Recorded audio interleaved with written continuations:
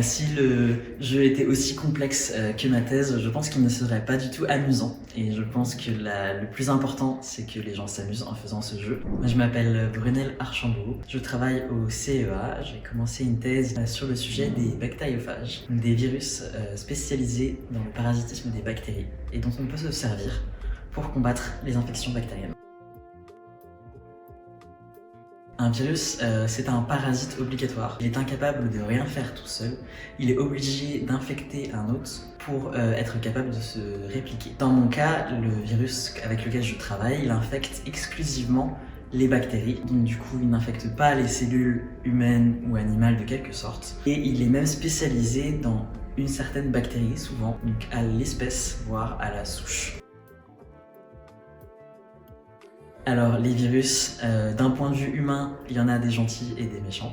Ceux avec lesquels je travaille, ils infectent des bactéries pathogènes qui rendent les gens malades. Donc ce sont plutôt nos alliés. Certains bactériophages vont infecter des bactéries qui sont plutôt les alliés des humains, donc par exemple qui vont servir au processus industriel de fermentation. Donc dans ces cas-là, les gens les trouvent plutôt méchants, même si ça va pas rendre les gens malades, ça va ruiner certains processus industriels. Et enfin, on a les virus qui sont très différents des bactériophages, qui peuvent effectivement infecter des êtres humains, par exemple.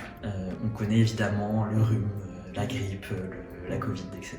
Puisque du coup, on s'en sert pour faire des traitements contre les bactéries pathogènes. Et en plus, dans le cas où ces bactéries résistent aux antibiotiques. On a déjà essayé les antibiotiques sur le patient ou la patiente et ils ont échoué. Donc tout ce qui nous reste pour vaincre l'infection, ce sont des méthodes alternatives telles que ces fameux bactériophages.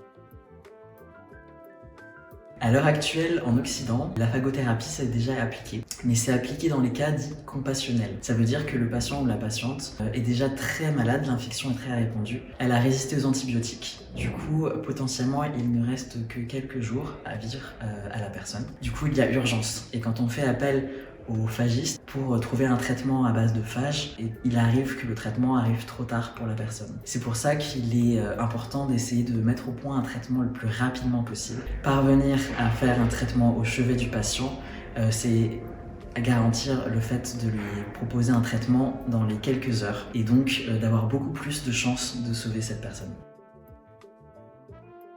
Non, et c'est très bien comme ça. Si le jeu était aussi complexe que ma thèse, je pense qu'il ne serait pas du tout amusant. Alors moi, en plus d'être scientifique, je suis très joueur et je trouve que c'est un excellent moyen d'appréhender un sujet.